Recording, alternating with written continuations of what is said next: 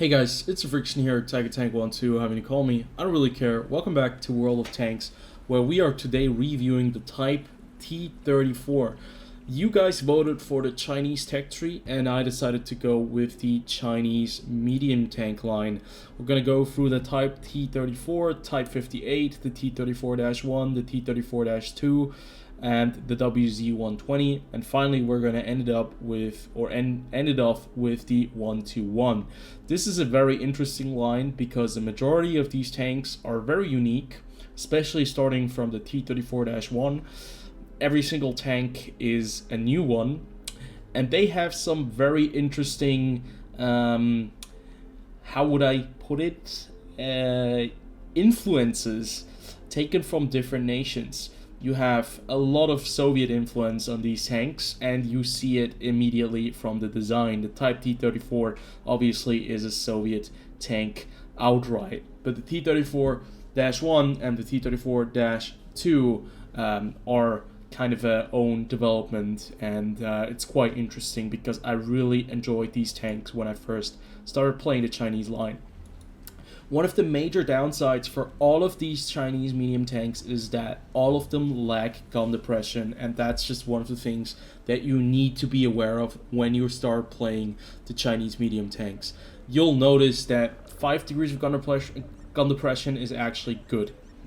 That is how bad the gun depression is on these tanks. So if you're playing these Chinese medium tanks, you have to act accordingly. That means you'll have to find out where you can actually fight effectively and where you should not be going. That means a lot of the hilled areas of the the terrain with a lot of hills and ridges, you're going to stay very far away from that. But we're going to take a look at the Type T-34 today, and we're having it fully upgraded. And if we talk about the upgrades real quick, you certainly want to get the 57mm gun very quickly. That is your main priority. This is the best gun that you can get on this vehicle, and there are not a lot of unlocks. You have basically a new turret, you have a new engine, and you have new tracks. What you need for the new gun is actually you need to have the new tracks before you can get the new gun. And I would highly suggest to you guys to first get the tracks, then get the turret, then get the gun. The engine is not that much better. It's only like 20 horsepower improvement. So generally speaking, I would just go for the top turret and the top gun. One of the things that you also have to worry about is that these Chinese tanks do light on fire quite easily. Instead of 12%, they have a 15% chance to get caught on fire, and things are not gonna be getting a lot better, unfortunately. Now, my crew is pretty much just a bunch of guys that I've picked up from the street, so that I do not just play this tank with an overpowered crew. Just so you know, this is the crew that I'm running, and this is basically the stats that you'll have on a crew that is not even 100%. And the equipment we're going to talk about in a second. So firepower wise, this tank with its 57mm gun is not going to have the best alpha damage, 85, and 112mm of penetration, which is great, but the premium shell penetration is incredible. You get 189mm of penetration. That is tier 8 levels of standard rounds, and you have very good shell velocity. The shell velocity is also quite decent on the standard 57mm AP shell, and the high explosive shell obviously is just kind of, yeah, it's just there, not really to be used. But you carry a lot of shells. It should be over 100 rounds, like what is it, 120 rounds that you have available. So just be careful that you do not pick too many premium shells. The rate of fire is incredibly high, the reload time is incredibly low, and the gun traverse speed is also very good. You do lack the gun depression, as I mentioned, 5 degrees, but you do have very good gun elevation. So maybe if you back up into a hill and you manage to raise your gun, you might kind of substitute the gun depression with the gun elevation. Aim time and dispersion for this tank are really good. This is a very accurate tank at tier 5, 0.33 at 100 meters at tier 5 is very good, and the DPM is incredible. This is one of those tanks that I really enjoyed at first. The T-34 on the Soviet tech tree also has the same gun, but I never really had as much success as I had with the Type T-34. 590 hit points, 45 millimeters of frontal armor, 40 on the side, 40 at the rear. I'm pretty sure that the Soviet T-34 has more armor. This armor is not going to hold up very well. At tier 5 you're going to be easily penetrated, so you have to be careful. Turret armor is only 52 millimeters thick at the front, 52 on the side, 45 at the rear, so you have to work with what you got. Moving on to mobility. This tank is actually quite mobile. You have great specific power to weight ratio of 18.52, but I do have a turbo on it as well. I like the turbo because it gives me better top speed, and yeah, the weight load limit, yeah, this tank doesn't weigh a lot. Traverse speed is also quite good, 42.38, so you can turn your tank quickly enough. Concealment and spotting, on the other hand, well, they are a bit lacking. The base view range on this vehicle, if we go to the base turret, is 350 meters, which at tier 5 I think is just about average. If we go to maybe the British tier 5 Cavalier, we should see it. It's also 350. So I think if you use binoculars or coated optics, you're going to have a bit of an advantage. So if we take a look at the equipment, this is what I went with. I went with the turbocharger to allow me to be faster. I went with improved aiming to really improve the accuracy, because you want to be as accurate as you can, especially when you're further away. And then I went with coated optics, because I think you don't need gun rammer. I don't think you need improved rotation mechanism. You could go with improved ventilations, but I don't think you need that either. What you need is you need to be able to see your enemies, you need to be able to shoot them, and you need to be fast enough to get from one point to another. And that's basically why I went with this equipment. There are no field modifications, and basically what you need to do is you need to get your crew to 100% with Brothers in Arms with Sixth Sense. That is why I'm using the directive, because I don't have it on my crew member. But I still think the tank is fairly competitive even in this scenario. At tier 5, I think this is one of those tanks that can do a lot of damage and can have a very big impact on the game. We're gonna go into one gameplay that I've prepared for this review, and hopefully you'll see what the Type T-34 is all about, because this gun is pretty damn crazy in the game. It's very, very good, and I really, really enjoy it. Now, if you don't like low DPM or high DPM but low alpha, this is certainly not going to be a tank for you. But the Type 58 is going to improve that, because it still has good DPM but better alpha. And then when you get to other Chinese medium tanks, it will go up quite drastically in a quick time. And hopefully you stick up, or you stick by the reviews. Hopefully you enjoy them. I'm gonna jump over to the replay, and yeah, we're gonna move on over right now.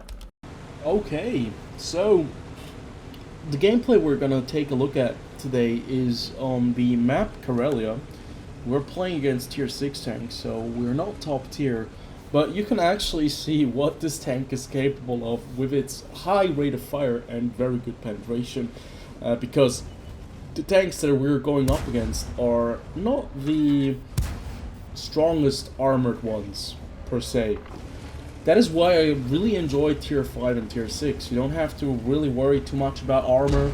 There are some tanks that are really well armored, that you need to know how to fight. The first tank that comes to mind is the AT-8, the tier 6 British tank destroyer. Or was it the AT-7? Oh, it should be the AT-8.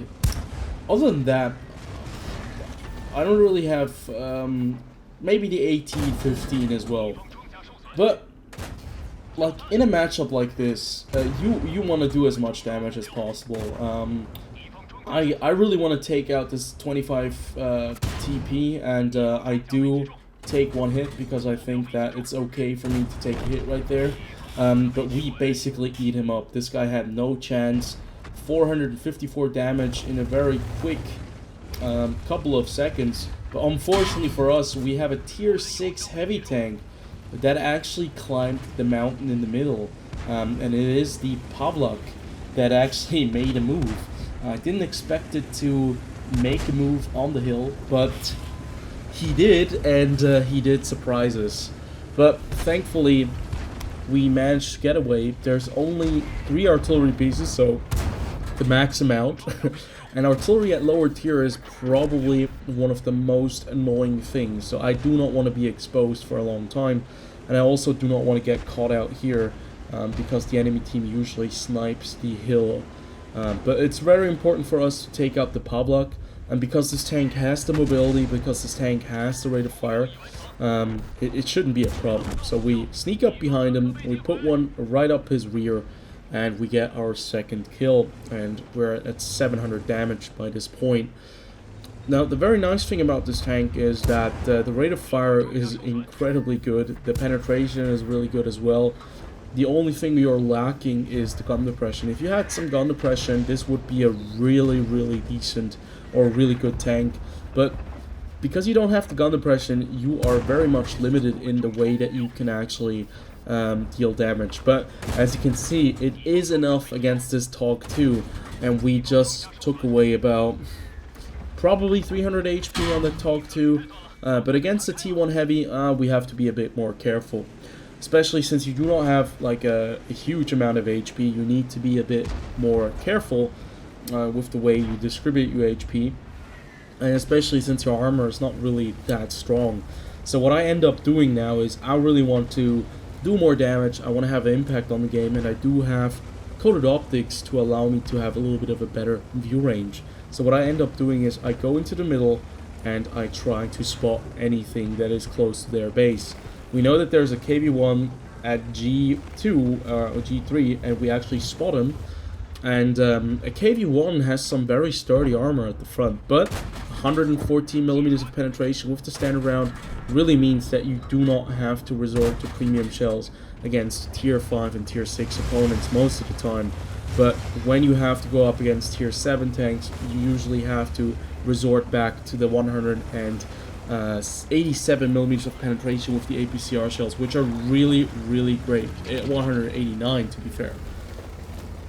So, to be fair, if you're playing this tank and you're going down the Chinese line, they have quite a lot of versatility in terms of being able to fight back, and they have been buffed in recent times, so they shouldn't be too bad, but they all lack one distinctive feature, which is gun depression. Unfortunately, you will have to adapt and overcome that kind of hurdle. So right there we have an M44, we're just kind of auto-aiming, it's not really working out in our favor, so I'm trying to aim at him. And obviously the low alpha damage means that you'll have to hit these tanks several times. Against our artillery, that's a very dangerous thing, because these RD pieces can definitely do about 200-300 damage to us, since we don't have a lot of armor, especially the M44. So I'm very happy to see some nerfs coming towards the M44, because that tank really needs to it needs to be nerfed, buffed. Sorry about that, nerfed certainly. But it's very nice. This rate of fire, I really like tanks with a high rate of fire. I've had a poll where you guys actually thought that alpha damage is more important than DPM. And I think that's quite interesting, because I would most of the time prefer higher DPM than alpha damage. But still, I mean, it's fair play. If you enjoy higher alpha damage, that is a good thing as well. So you can see the gorilla doesn't even hit us. It's not a direct hit, but he still does 100 damage with a splash shot. He's a tier 5 enemy, so now you can just imagine what HP we would lose if he hits us. Probably somewhere along the lines of 200-300 damage with a single hit. So by this stage, basically the last 2-3 minutes have all been about cleaning up the remaining tanks, and I think we can already go into the final verdict of the Type T-34. Now, to be fair, I don't play a lot of tier 5 anymore. The lowest tier I go to is tier 6. Tier 5 is actually a lot of fun. It's where you can basically still play certain World War II tanks that were in the middle of the war, and you didn't really have to go towards like the final stages of World War II with tier 6 and 7. So you're basically in the middle of the war, and a lot of these vehicles are really funny. They're really interesting, and I think they're a lot of fun to play. So yeah, give the tier 5 a chance. It's not bad. I think it's actually quite good. We managed to do over 2,000 damage, and it just closed on me, so that's a bit awkward, but I think we're gonna end it up here, and see you guys on the next video. Till then, have a good one.